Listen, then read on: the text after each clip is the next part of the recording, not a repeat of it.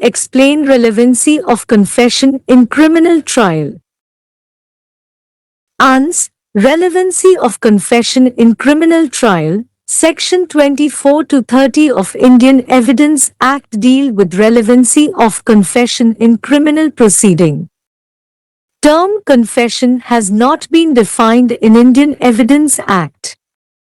Most acceptable definition of term confession was given by Privy Council in Pakla Narayan Swamy v. EMPR.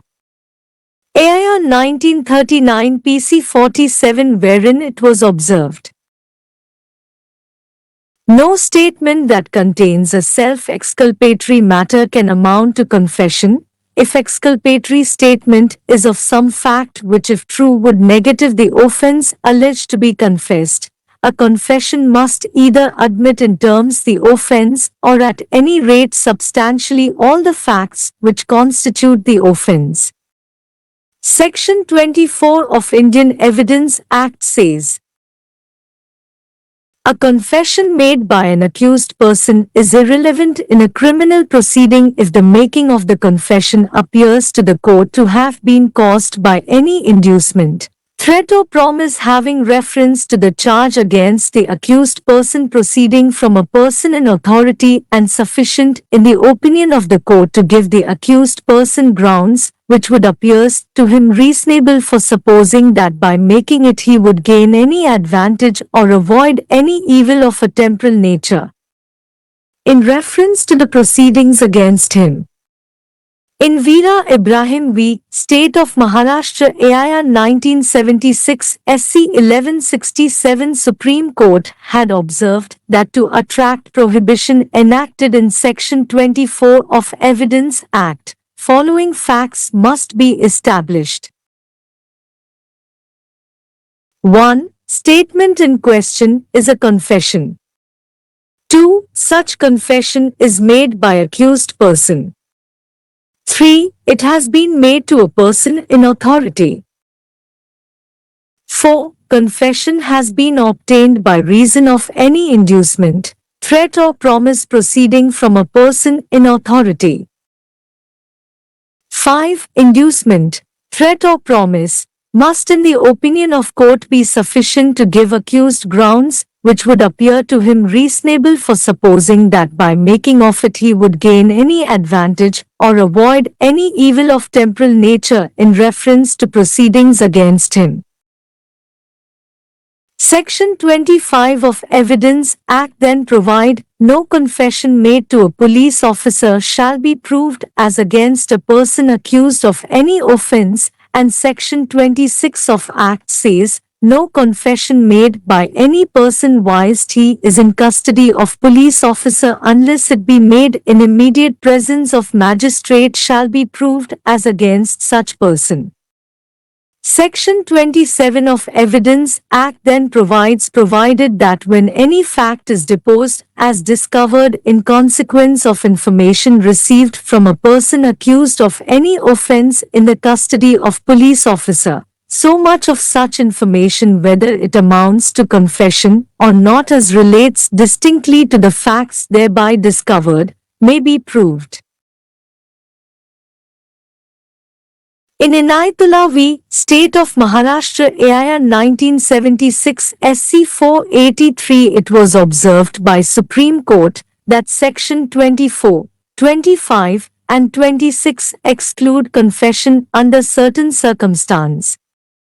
Section 24 lays down that if the confession appears to have been caused by threat, or promise, or inducement, it cannot be proved.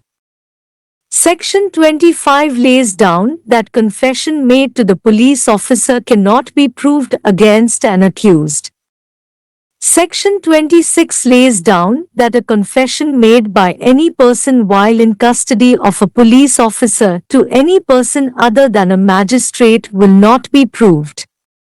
Section 27 is a proviso, that is, a controlling section and furnishes an exception to the rule of excluding the confession. It lays down that a confession is admissible if it leads to the discovery of some fact. In Jafar Hussain Dastagir v. State of Maharashtra, 1969 to SCC 872, it was observed the essential ingredient of Section 27 is that information given by accused must lead to the discovery of the fact which is direct outcome of such information. Secondly, only such portion of the information given as is distinctly connected with said discovery is admissible against accused. Thirdly, the discovery of the fact must relate to commission of some offense.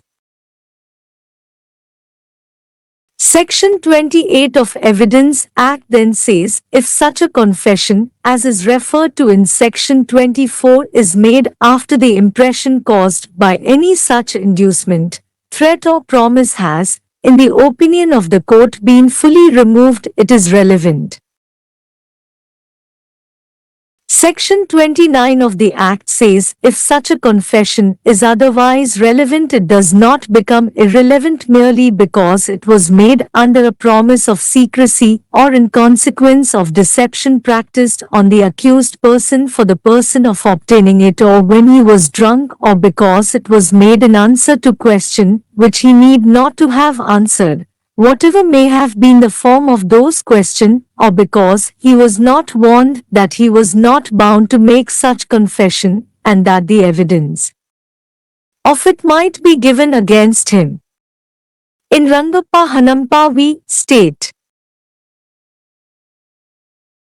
AIR 1954 bomb to 85 held Section 29 assumes that there is no bar to the admissibility of the confession in question arising from any of the earlier provision, i.e. from Section 24 to 26, and it then proceeds to invalidate or negative other positive objections or bars that may be raised against its admissibility.